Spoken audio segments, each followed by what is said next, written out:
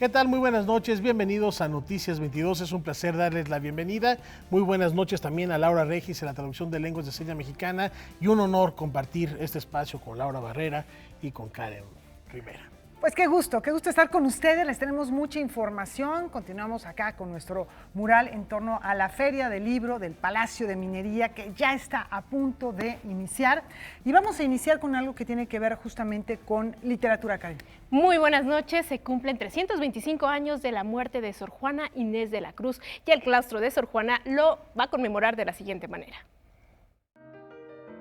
Con actividades que abarcan distintas áreas del conocimiento, la Universidad del Claustro de Sor Juana recordará los 325 años de la muerte de la poeta.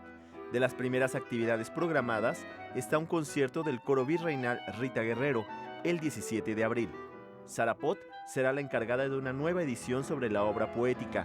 Se construirán esculturas de fibra de vidrio con la figura de la escritora para ser intervenidas por varios artistas del Estado de México, y en Nepantla y Toluca se llevará a cabo un coloquio sobre los temas que abordó Sor Juana Inés de la Cruz. Por otro lado, sé que la Secretaría de Relaciones Exteriores está realizando también algunas actividades donde han propuesto la gastronomía como uno de los ejes fundamentales de la cultura mexicana afuera. Nos han pedido algún apoyo y eso lo daremos a conocer en su momento. Esto es en torno a Sor Juana, por supuesto con Yusi Mexicanistas, vamos a seguir trabajando el eje de la investigación, etc. Se realizará una exposición con objetos de Antonieta Rivas Mercado y la revista Inundación Castálida publicará algunos textos inéditos de ella y dará un adelanto de la nueva novela de Enrique Serna. Se presentará obra de Germán Venegas, Adriana Calatayud y Juan Carlos León, entre otros, pero sobre todo se pondrá un énfasis en que las actividades académicas estén encaminadas a resaltar la importancia de las humanidades. Ante lo que está sucediendo, llevamos ya 4 ediciones de un seminario en torno a cuestiones de género, los derechos humanos de las mujeres. Ya estamos en la 4ª edición, hemos atendido 250 personas en estas 4 ediciones. Estamos armando también un diplomado en torno a agentes de construcción de paz, 2 seminarios de titulación. Estamos trabajando con el INE de la Ciudad de México y con distintas instancias, la Comisión de Derechos Humanos de la Ciudad de México, en fin, justamente para realizar una serie de actividades que vayan arropando, nos permitan ir pensando de qué forma atender esta emergencia brutal que estamos viviendo en torno a los feminicidios. Vamos a traer a gente que ha trabajado en torno al tema de las mujeres. Estamos en contacto con la Fundación García Lorca para ver si entre las 2 instituciones, también la Casa de España, podemos traer gente para enriquecer esta cátedra, ¿no? Este año el Consejo Universitario nos propuso que pensáramos para este año entregar la presea a una mujer o a un grupo de mujeres que se haya destacado por la defensa de los derechos de las mujeres, ¿no? También como una forma de traer a Sor Juana a este diálogo.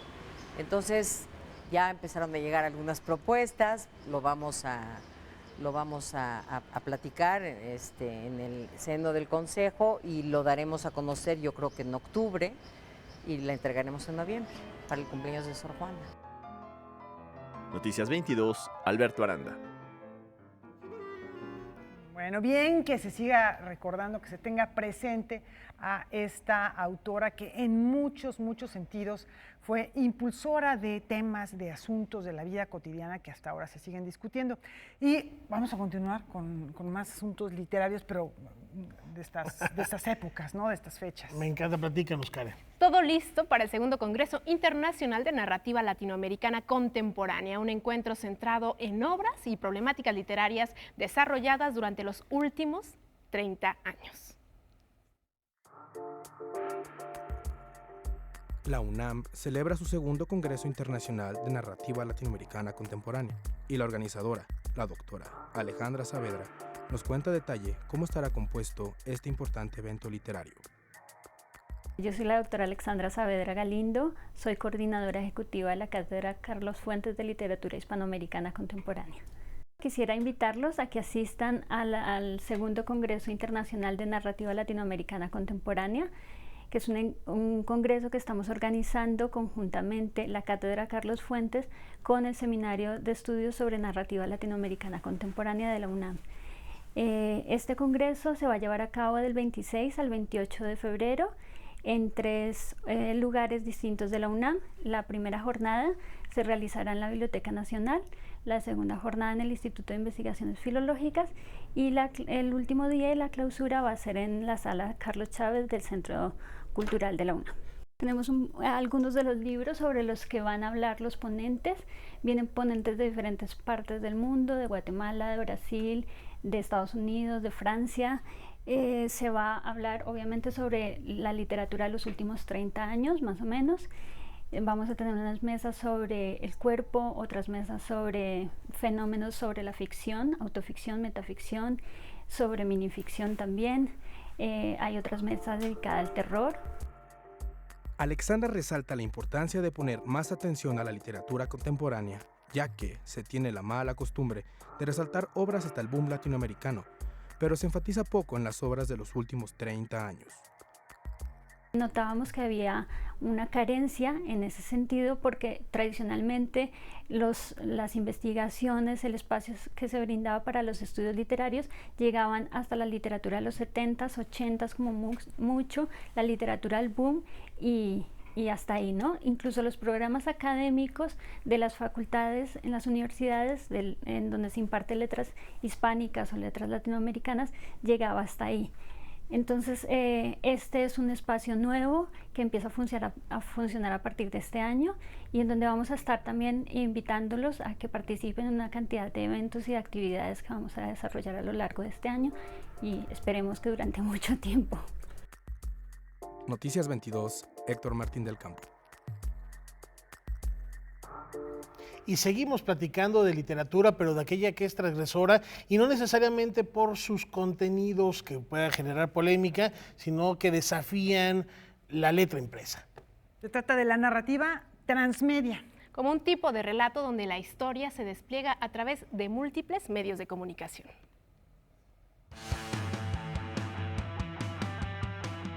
Por cuarta ocasión se organiza en nuestro país el encuentro Contec, que reflexiona en torno a los temas relacionados con la industria editorial y es impulsado por la Feria del Libro de Frankfurt. El objetivo de Contec es exportar un poco la experiencia que se puede adquirir en la Feria del Libro de Frankfurt al exterior.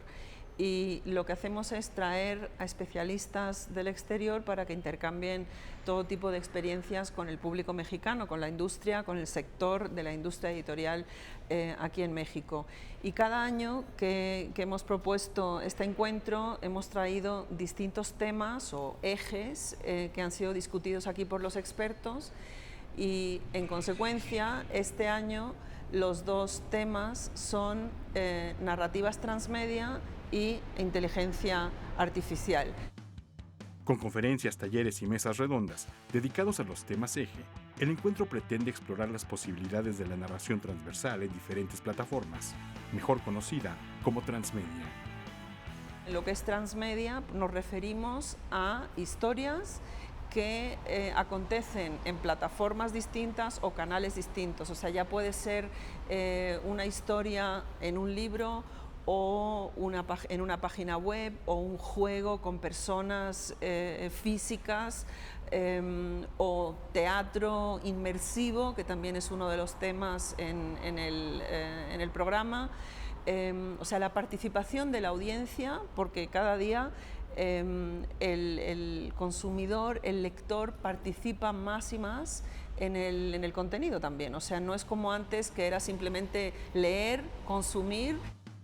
Esto plantea la posibilidad de diversificar las narrativas contenidas en el libro impreso tradicionalmente, pero ahora encuentra canales y vehículos diferentes que pueden conducir finalmente de regreso a la industria editorial.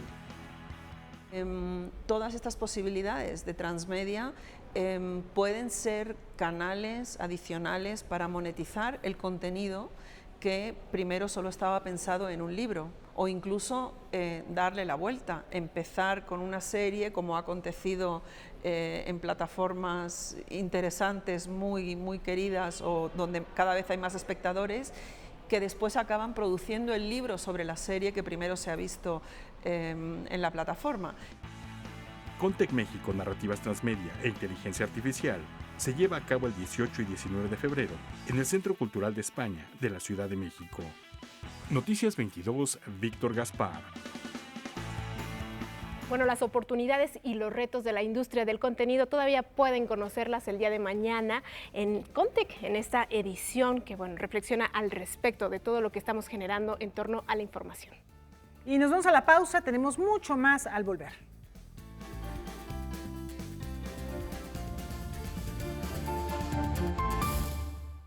En México, tan solo 1 de cada 5 asesinatos de mujeres se han investigado bajo rubro de feminicidio en los últimos años. Un tema de enorme actualidad, desafortunadamente. Nuestro canal asociado Deutsche Welle nos comparte su reflexión sobre las oleadas del movimiento feminista que protesta contra estos tipos de crímenes. Marichuy Jaimes tenía apenas 19 años cuando fue asesinada. El 16 de enero de 2016, un profesor del Instituto Politécnico trató de abusar de ella y con la ayuda de varios estudiantes, la arrojó del balcón de un 5º piso. Luego abandonaron el cuerpo de Marichuy, según cuenta su madre. La joven murió a los 8 días por las múltiples contusiones de la caída. En sus uñas encontraron la piel de varios de los agresores. Me he encontrado con muchos obstáculos, con mucha corrupción, con muchas omisiones y pues yo desesperada en busca de la verdad y de justicia, pues pedía que me dieran acceso al expediente, porque aunque yo confiara que los servidores públicos estaban haciendo su trabajo, pues era más que obvio que no lo estaban haciendo. El asesinato de Marichuy no fue clasificado como feminicidio y los supuestos responsables siguen en libertad. Su madre denuncia la ineptitud y la falta de interés de los diferentes órganos responsables. Después de más de 3 años de muchos trámites burocráticos, el asesinato de Marichuy finalmente fue reconocido como feminicidio en septiembre pasado. Su madre se unió a la lucha por los derechos de la mujer y ahora lidera el colectivo Ni Una Menos. Con muchas otras mujeres indignadas por el actuar de las autoridades mexicanas, Yesenia organiza multitudinarias marchas. Esta última es para protestar en contra del fiscal general que puso en duda la utilidad judicial de tipificar el feminicidio. Porque mientras que no se reconozcan, va a seguir siendo invisibilizada esa violencia. O sea, lo que queremos es que se vea, que la gente sepa que nos están matando por ser mujeres. No nos están matando por estar en la delincuencia organizada o por estar haciendo otro tipo de actividades, no estamos en guerra. México es el segundo país latinoamericano con más feminicidios. En 2019 se contaron 3.825 casos, lo que representa un aumento de casi 140% en el último lustro. Pero solo 1 de cada 5 asesinatos de mujeres se investiga como feminicidio, según el diario Animal Político. La falta de tipificación dificulta la judicialización de los casos y lleva a una impunidad que supera el 97% de los casos. El gobierno no está haciendo nada, carece de perspectiva de género este gobierno. Entonces es lo que también estamos recriminando y reprochando y exigiendo justicia. Absolutamente nada, simplemente la respuesta del presidente ha sido de evadir el problema. No han tomado medidas concretas, medidas fuertes. Centenares de mujeres se manifiestan en todo el país en contra de lo que tachan de indiferencia del gobierno de Andrés López Obrador frente a este problema. AMLO dijo tener la conciencia tranquila, pero la Secretaría de la Función Pública ha denunciado que la política de combate contra la violencia de género es poco eficaz. Además, se han hecho recortes presupuestales para erradicar estos asesinatos, como reconoce la propia comisionada del gobierno en la materia. No es suficiente si se piensa que solo el gobierno federal tiene responsabilidad. Yo lo que he dicho es, y se lo dije también al presidente, es un compromiso de la federación, pero también de los estados y de los municipios. Es que cuando las mujeres lleguen a un lugar de atención, sea una atención profesional. Por ejemplo, esas cosas son las que todavía hoy no tenemos como una realidad. A la justicia mexicana le falta un enfoque de género en un país en el que más de 10 mujeres al día son asesinadas. A Yesenia nadie le puede devolver a su hija, pero esta madre continúa librando la batalla para que más asesinatos como el de Marichuy se investiguen por lo que son, crímenes de odio contra las mujeres. ¿Por qué no? ¡Que te dije que no! ¡Que no! Un tema muy delicado y fundamental, que los gobiernos en sus distintos niveles tomen cartas en el asunto cuanto antes y no se pase de alto. Esto está teniendo trascendencia a nivel internacional y es momento de que como sociedad todos pongamos y aportemos desde las diversas trincheras nuestra voluntad, nuestra reflexión. Inclusive pronto les presentaremos aquí en Noticias 22 un reportaje que está preparando Karen Rivera a propósito de cómo las leyes o dónde están las mujeres ante la ley mexicana. No se lo pierdan, estaremos aquí al pendiente y un tema muy, muy preocupante. En otro orden de ideas, 10 años han pasado desde la primera edición del Festival Internacional de Cine de la Universidad Nacional Autónoma de México. Autoridades de este evento anunciaron en conferencia de prensa las actividades de este año.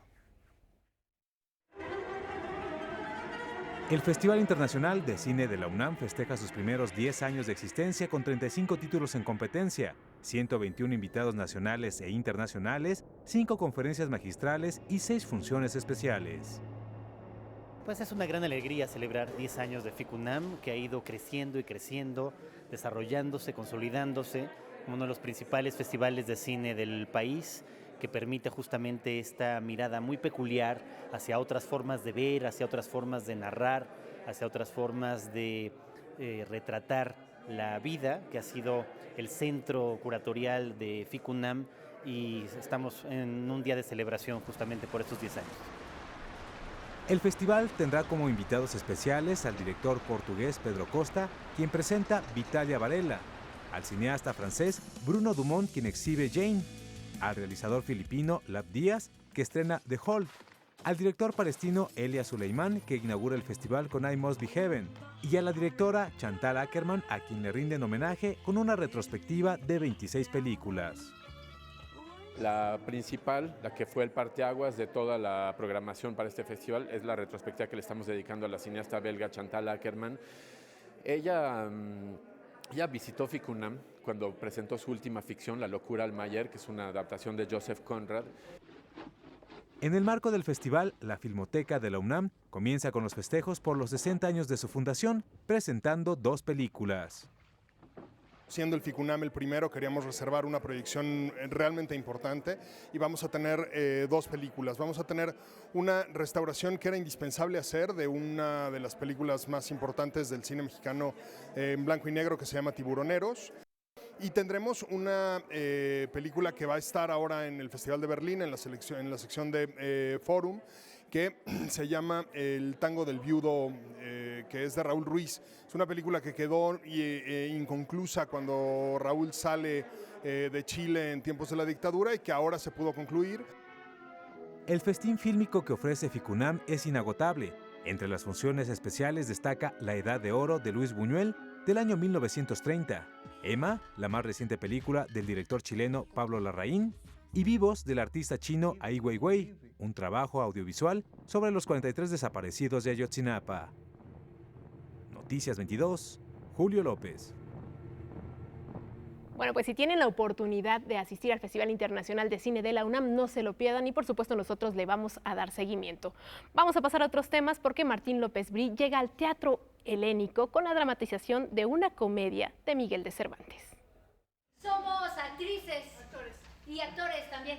Y nos vimos obligados a formar un sindicato porque las condiciones de vida estaban muy difíciles, la verdad. Y siempre nos tocaba perder con eso del amor al arte. La obra Honor y Traición, juicio público a un personaje imaginario del director y dramaturgo cuenta la historia de un sindicato de actores que intentan hacer la adaptación de una comedia de Miguel de Cervantes.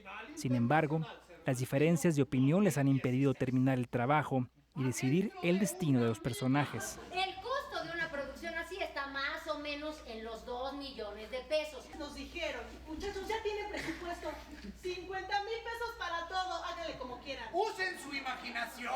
¡Sean creativos! Y aceptamos. Para concluir la obra, los actores deciden pedir ayuda al público para definir cómo será el final, realizando un juicio público con el fin de determinar si los personajes actuaron con honor o si han cometido traición. Consulta. Ahora que está de moda. Ustedes, el pueblo bueno, van a ser los verdaderos constructores con sus opiniones del desenlace de esta historia. Lo que hice fue en realidad hacer un ejercicio de reescritura de la obra del Gallardo español, para poder hacerlo, para empezar con 4 actores y que fuera viable el proyecto, pero también para someter a juicio al personaje principal, que es precisamente el Gallardo español, porque a mí me parecía que había un debate ético y moral en los cuestionamientos en los que se ve envuelto este personaje. La obra se creó en el marco del Festival Cervantino 2016, cuando el joven director de teatro fue encomendado a dramatizar la comedia de Cervantes, El Gallardo español, dentro de una mina. Todo está hecho a partir de una serie de elementos que son además elementos de trabajo en la mina. Como fue diseñada originalmente para hacerse en una mina, pues usamos carretilla, palas, los cascos, los overoles de minero, es decir, toda la lógica de la obra gira en torno a eso. Y con eso tienen que construir el universo del teatro clásico de Miguel de Cervantes. Y ese es un desafío muy grande para los actores porque todo acaba proyectándose a la imaginación de los espectadores, ¿no? La puesta en escena se construye a partir de 3 niveles narrativos. El primero, el diálogo entre el grupo de actores. El segundo, las escenas propias del Gallardo español. Y el tercer nivel, en el que el espectador se involucra para definir el final de la trama. Justo esta participación hace que, bueno, si la gente opina poco o dice sus opiniones y no se hace un debate entre el público, puede que dure 1 hora y media la obra. Pero si están muy prendidos y esto se prolonga y entonces te dicen que debería terminar de una manera o de otra, podemos llegar hasta las 2 horas. La obra se presenta en el Teatro Helénico todos los miércoles a las 20:30 horas hasta el 25 de mayo. Noticias 22, Omar Vera. Bueno, antes de la pausa les tenemos una recomendación. Quédense en Canal 22 al terminar este noticiero. No se pueden perder Debate 22 con Yuli García porque hablará de un tema que preocupa a todo México, el suicidio. Desde el punto de vista psicológico, filosófico, ¿qué sucede cuando se toma? Muchos aseguran que esta puerta falsa, la salida fácil, dicen otros. Vamos a escuchar las reflexiones de Juan Manuel Vargas y la escritora y licenciada en Administración, Madeleine Martínez. No se lo pierdan, a las 9 de la noche. Yuli García los espera en Debate 22. Temazo. Regresamos en un instante.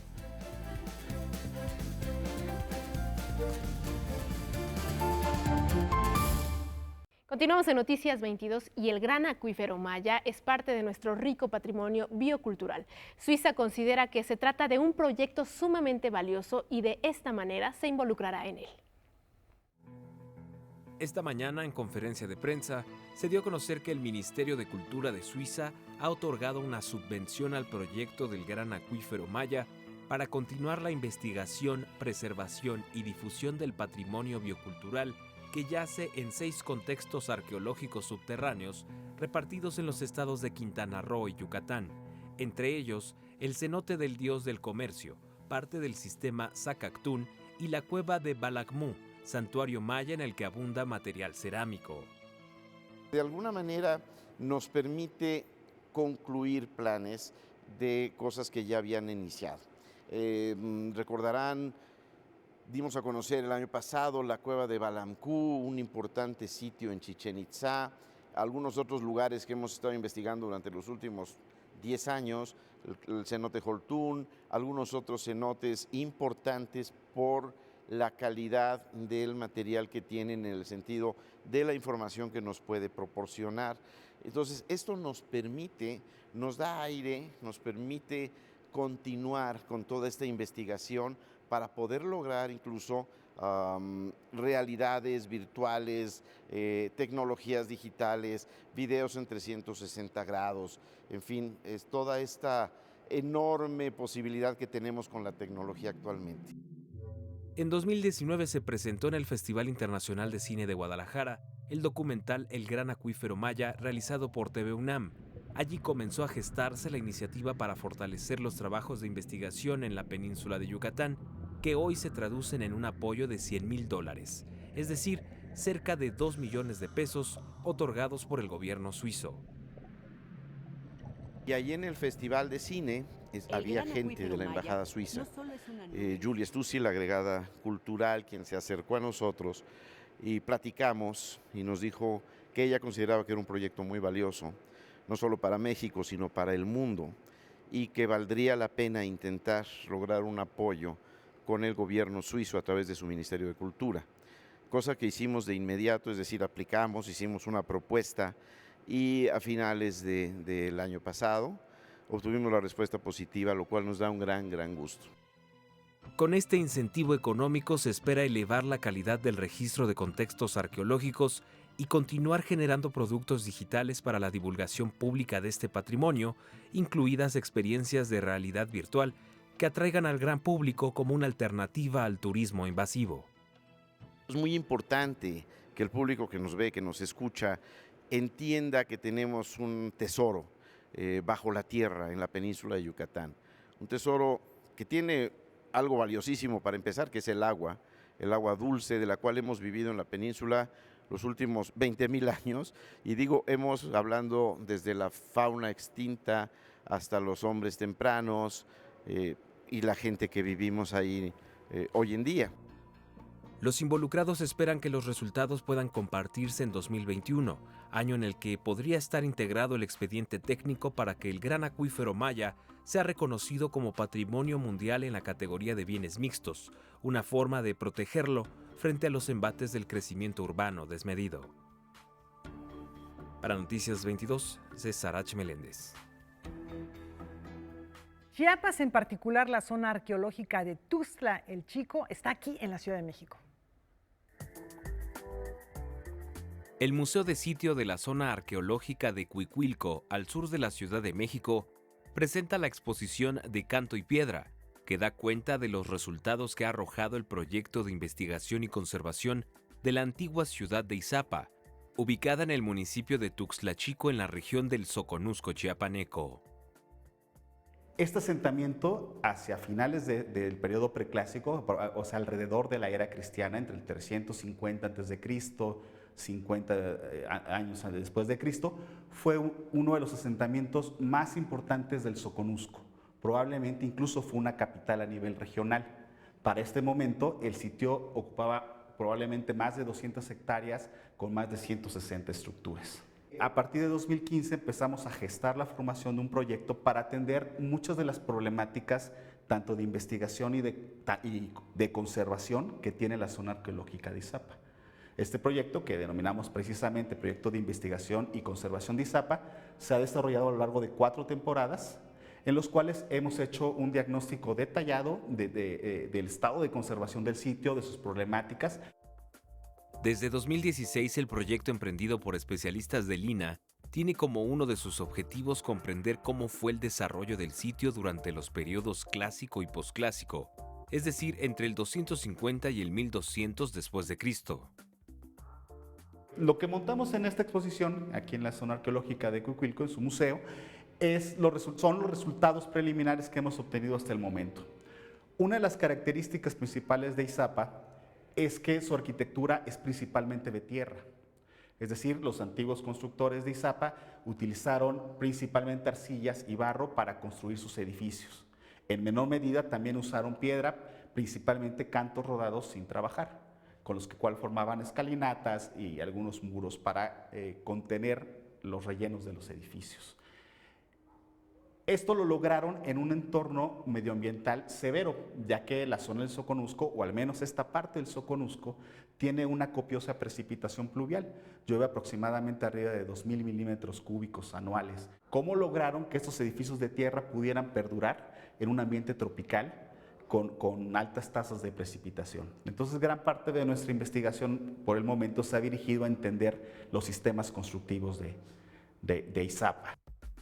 Esta investigación ha permitido efectuar labores de conservación adecuadas a los edificios, respetando sus sistemas constructivos y materiales originales. Izapa también se caracteriza porque tiene estelas que presentan un estilo iconográfico pues prácticamente único en Mesoamérica, o por lo menos fuera del Soconusco es muy extraño encontrar este estilo arquitectónico. De hecho, este estilo se denomina Izapa, ¿no? Que presenta escenas míticas donde probablemente también tienen que ver con la legitimación de los gobernantes. La exposición de Canto y Piedra, Arqueología y Conservación en el sitio arqueológico de Izapa, Chiapas, permanecerá abierta al público hasta el 22 de marzo. Para Noticias 22, César H. Meléndez. Y continuando con esta inercia, vamos a dar una vuelta por otras latitudes de la República Mexicana.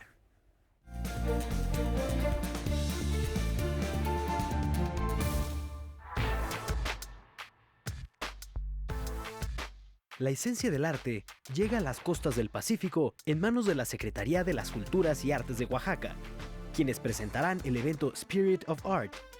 El evento integra artes plásticas y gráficas a plataformas digitales, donde se juntarán más de 20 artistas reconocidos, nacionales e internacionales, como Sabino López, Irving Cano, Fiona Nichols, entre otros. La exposición dará comienzo al caer la noche del próximo 28 de febrero y contará con entrada libre. La secretaria de Cultura Federal, Alejandra Frausto, tuvo un encuentro con los integrantes del programa Jóvenes Construyendo el Futuro, en su visita a la zona arqueológica de Cacaxtla, Xochitecatl. Ahí, expuso ante los especialistas del INAH la necesidad de crear un museo de sitio en el que se muestre la esencia de ambas zonas arqueológicas. Las 4 estructuras de Xochitecatl serán sometidas a tratamientos profundos de conservación, luego de su falta de manutención desde 1994. La arqueóloga Yajaira Gómez desarrolla un proyecto para el estudio de los materiales que se encuentran almacenados, todo con el objetivo de elaborar informes arqueológicos de las exploraciones. Este lunes reabrió sus puertas el Museo de Arqueología Maya, Fuerte de San Miguel, luego de un largo proceso de renovación integral que incluyó la revisión y actualización de su guión museográfico, la conservación de los acervos y la selección de nuevas piezas. Entre los aspectos más relevantes del nuevo rostro del recinto está la exhibición de un acervo que supera los 700 números de inventario, distribuidos en 10 salas. De las piezas inéditas que se incorporaron a la colección del museo, que asciende a más de 12,000 elementos de arte escultórico y pictórico, destaca una rica colección de cerámica procedente de la gran urbe de Uxul, en el sur de Campeche. A pesar de que el histórico inmueble opera como un museo desde 1965, hacía más de 20 años que no se actualizaba. Esto fue posible gracias a una inversión superior a los 12 millones de pesos entre recursos federales y estatales.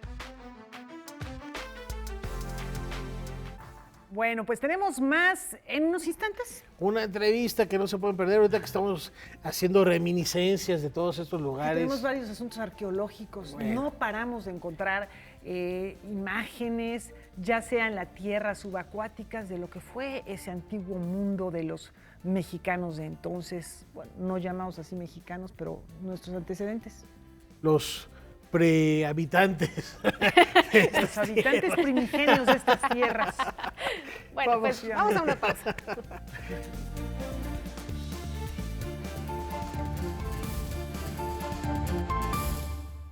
La presencia de Emiliano Zapata en la Ciudad de México continúa, compañeros. Se extiende en el nuevo catálogo del Palacio de Bellas Artes. Con esta muestra que no ha despertado pocas polémicas. Luego de la polémica exposición Emiliano, Zapata después de Zapata, el Museo del Palacio de Bellas Artes presenta el catálogo correspondiente a esta muestra, con textos de Samuel Brunk, Robin Greeley, Salvador Rueda Smithers, Ariel Arnal, Ana Indich López, entre otros autores. La exposición lo que pretende hacer es eso, es trabajarlo desde todos los aspectos de la visualidad, ¿no? Desde la fotografía, por supuesto, la pintura, incluso el performance, los óleos, todo tipo de obra de arte, ¿no? Algunas instalaciones incluso alguna obra videográfica muy interesante. Retoma prácticamente todo, no solamente en México, sino también en los Estados Unidos, como arte chicano, y ligeramente también lo que ha sido en otros lugares de América Latina. Y sobre todo cómo ha sido utilizado por movimientos sociales, por movimientos políticos y por supuesto el arte, ¿no? A la muerte de Zapata y los consecuentes testimonios históricos, que dan cuenta fehaciente de su existencia, se sumaron también su estatus de personaje histórico, el cual se prolongó también como ícono, leyenda, bandera de causas sociales y arquetipo de masculinidad. Más aún, la presencia de la imagen de Zapata se ha transformado y reelaborado a través de diversas manifestaciones culturales y artísticas. Lo han, digamos, reinventado constantemente. Creo que sobre todo por la asociación que tiene con ciertos valores específicos, ¿no? O ciertos motes, casi podríamos decir. Uno de los principales es la revolución, que es ser revolucionario. Otro es como lo campesino, podríamos decir, o los intereses agrarios, ¿no? Los derechos civiles, las luchas para la justicia. Y también pues hay todo un aspecto de género, ¿no? Su asociación con una figura viril, machista, un líder. El texto viene acompañado también de un ensayo introductorio a cargo de Luis Vargas Santiago, responsable de la curaduría de esta muestra, y de entrevistas realizadas a personajes como Alberto Híjar, Mauricio Gómez Morín y Arnaldo Cohen, entre otros. Tenemos otro cuadro que a mí me parece mucho más directo, pues sobre la cuestiona la posible heterosexualidad de Zapata, ¿no? Poniendo en el muro una propuesta homosexual, y ni siquiera es ese, ¿no? Es aquel famoso cuadro en el que aparece Nacho de la Torre, ¿no? A los pies de Zapata. Me parece mucho más, si quiere, propositivo, más vanguardista en ese sentido, ¿no? Noticias 22, Víctor Gaspar. Bueno, algo que ya les anunciamos hace un ratito. Es martes de enfoques y Laura tuvo la oportunidad de platicar con un gran personaje de la cultura, y no solo contemporánea, sino por los hallazgos que ha hecho de la cultura de todos los tiempos. El arqueólogo Eduardo Matos Moctezuma.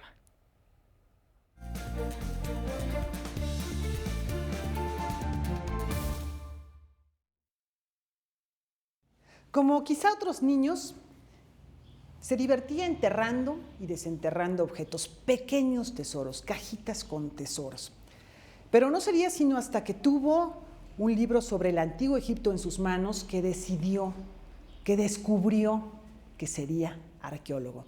Eduardo Matos Moctezuma, gracias por recibirnos, doctor. Qué alegría poder platicar contigo un ratito y descubrir algo más acerca de tu trayectoria, tu vida. Este año se cumplen 60 de tu estancia en el Instituto Nacional de Antropología e Historia. ¿Cómo lo estás celebrando? ¿Cómo lo vas a celebrar? Bueno, en realidad, fíjate que el mismo instituto y nuestro sindicato de investigadores entrega pues reconocimientos cada 5 años, según claro, cada vez van siendo menos los reconocimientos a otros compañeros, porque pues desgraciadamente ya 60 años en el INA ya es pues toda una vida, ¿no? Claro. Pero en fin, sí, muy contento, seguimos adelante, seguimos escribiendo, seguimos sobre todo conferencias, me encanta dar conferencias, fíjate. Sí, se ve. Pues digamos que mi vida actualmente ya está dedicada a eso prácticamente, ¿no? Dar conferencias, escribir libros, artículos, que bueno, me solicitan sí realmente muchos, y tengo que estar ahí pues cumpliendo, porque además yo no sé decir no, y entonces pues acepto todas las propuestas que me hacen.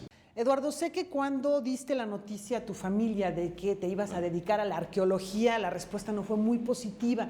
Haciendo un balance de vida estos 60 años, en fin, las expectativas que tenías sobre lo que vivirías en este universo, ¿Cómo la sientes tú? ¿Cómo lo valoras? Bueno, yo creo que en realidad ser arqueólogo era una ilusión que, como tú bien dijiste hace un rato, pues nació cuando yo estaba en una incertidumbre tremenda, ¿no? De qué iba a estudiar. Yo iba en la prepa y no tenía definido, hasta que cae ese libro en mis manos y pues eso ya me abre esa perspectiva. Y desde luego que mis padres, cuando les dije eso, se me quedaron viendo y me dieron a entender que me iba a morir de hambre. Pero bueno, mírame, no me he muerto y al contrario, seguimos adelante. Ahora, después de tantos años y de haber sido también maestro en la Escuela de Antropología, de haber formado nuevos cuadros de investigadores, dando clases, en fin,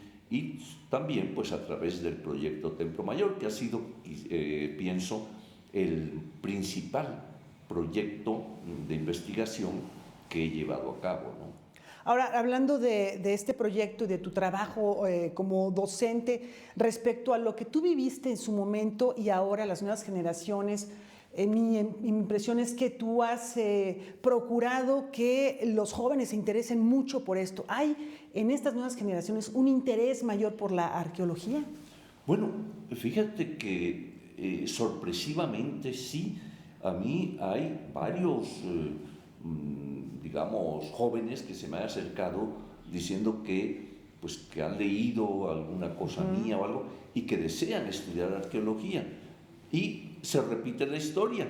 Dice, pero fíjese que mi papá dice que no voy a tener un futuro con eso. Y le digo, pues mira, sí, se vuelve a repetir, es increíble.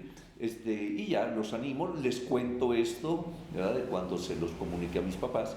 Y finalmente, pues sí entran y pues por ahí andan muchos de ellos ya en plena actividad arqueológica, ¿no? O sea que realmente sí ha sido muy fructífero para mí, sobre todo, digamos, abrir estas vocaciones, ver cómo se han ido interesando. Los hallazgos mismos del Templo Mayor pues fueron de un impacto, pues yo diría, internacional, ¿no? Y pues todo eso me ha provocado a mí, a mi equipo de trabajo, ¿verdad?, pues satisfacciones enormes, ¿no? Y sigue todavía dando la mata, porque actualmente, pues quienes llegaron conmigo al Templo Mayor, jovencitos, ¿verdad?, ahora tienen ya las riendas de esto y van adelante, ¿no? Ahora, mencionabas esto que es el buque insignia de tu trayectoria, el proyecto Templo Mayor, que efectivamente inicia en 1978 con el muy famoso hallazgo en las calles de Argentina y Guatemala, y que de ahí, bueno, pues han venido investigaciones, descubrimientos, hallazgos, el avance científico, el avance tecnológico. A veces existe quizá el prejuicio que puede ser muy romántico de la idea del arqueólogo, precisamente explorando esto que decíamos en las cajas, enterrando, desenterrando, pero hay muchas otras disciplinas científicas que tienen avances muy interesantes para determinar ya sea la antigüedad, las características, los materiales, además de todo la logística y la inteligencia, el conjunto de conocimientos históricos y culturales, ¿no?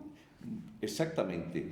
Creo que has captado muy bien lo que es la arqueología actual. La arqueología actual recurre a muchas disciplinas, a la química, a la física para fechamientos, a la biología, ¿no? Botánica, en fin, o sea, la geología, una gran cantidad de disciplinas en las que nos apoyamos para tener interpretaciones, digamos, más certeras, ¿no? Y actualmente, bueno, el mismo Instituto Nacional de Antropología y también en la universidad, en la UNAM, en antropológicas, en Veracruz, donde también hay la carrera y la investigación arqueológica, pues ya se cuentan con cuerpos de, digamos, de estos investigadores que dan un apoyo formidable, ¿no? Entonces, no te extraña que en el Templo Mayor en un momento dado desde que empezamos hace 42 años, querida Laura. Entonces, que junto al arqueólogo estaba siempre una restauradora, una conservadora, para ver en qué condición venían los objetos, por ejemplo, ¿no? Cómo se debían de extraer en un momento dado, ¿no? O sea, que en realidad es un apoyo enorme y que nos permite con mayor certeza, digamos, estudiar, concluir algunos planteamientos, etcétera.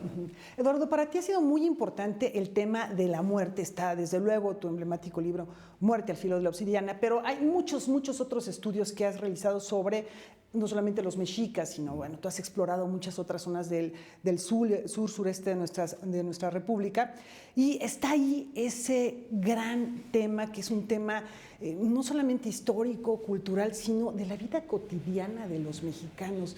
Sí. ¿Cuándo te empezó a llamar la atención tan particularmente este asunto?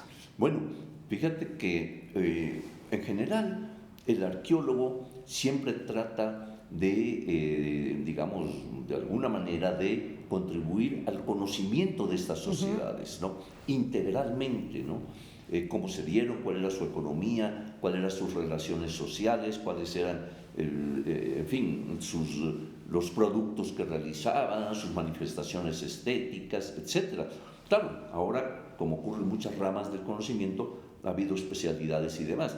Ahora, a mí hay tres aspectos, tres temas que llamaron mi atención. Uno es, obviamente, el Templo Mayor. Entonces me empecé a dedicar ya más a lo mexica, ¿no? A lo azteca. El segundo es el de la historia de la arqueología. Yo siempre he dicho que para conocer, digamos, una disciplina hay que saber su historia, su desenvolvimiento, cómo se fue dando. Y tercero, el que has dicho, el de la muerte, ¿no? Del cual yo mismo me sorprendí, porque cuando de repente me voy dando cuenta que mis libros, fíjate nada más, uno es Muerte a filo de obsidiana, que tú mencionaste, el otro es La muerte entre los mexicas, luego Vida, pasión y muerte de Tenochtitlan. O sea, la muerte permea por todos lados, ¿no? Entonces, no es motivo para que vaya yo al psicoanálisis, ni lo voy a hacer, pero... yo creo que eso ya es una terapia, investigarlo. Exactamente, ¿no? Pero fíjate que es que yo he manejado una frase que es que la arqueología es una moderna máquina del tiempo que nos permite darle vida a lo muerto.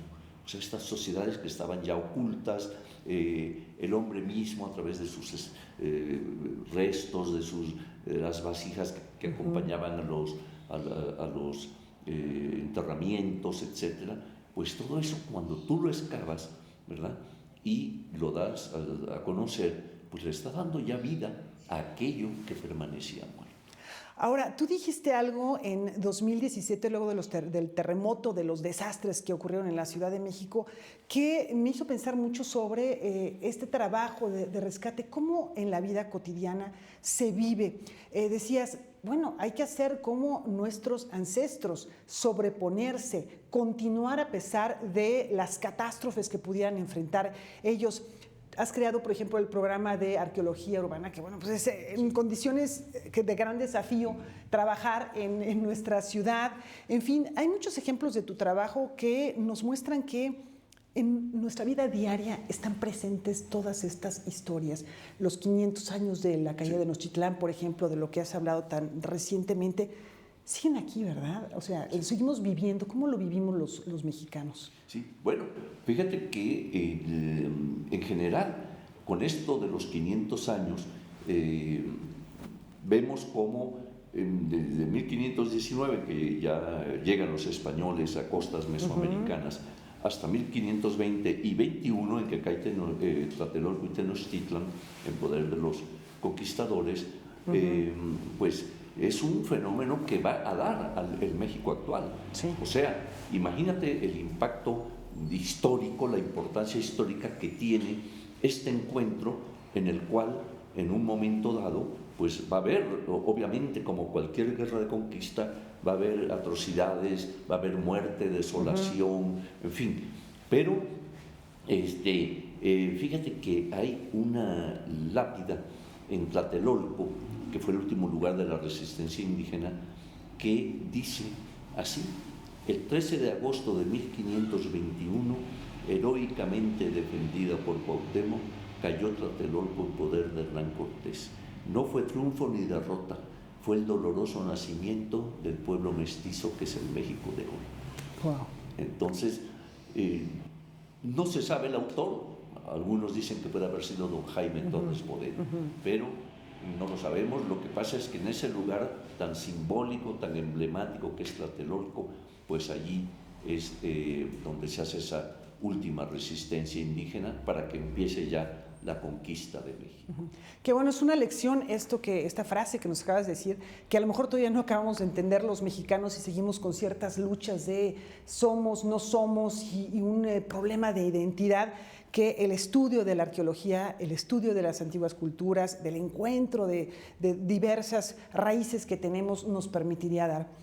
Eduardo, de verdad qué gusto estar contigo. Vamos a despedirnos, si estás de acuerdo, con 3 preguntas estilo cuestionario Proust, para conocerte en aspectos, digamos, muy íntimos, muy personales y de respuesta inmediata. Claro. Si no hubieras vivido, hecho tu trayectoria en la Ciudad de México, ¿qué otra ciudad te hubiera gustado para vivir y trabajar?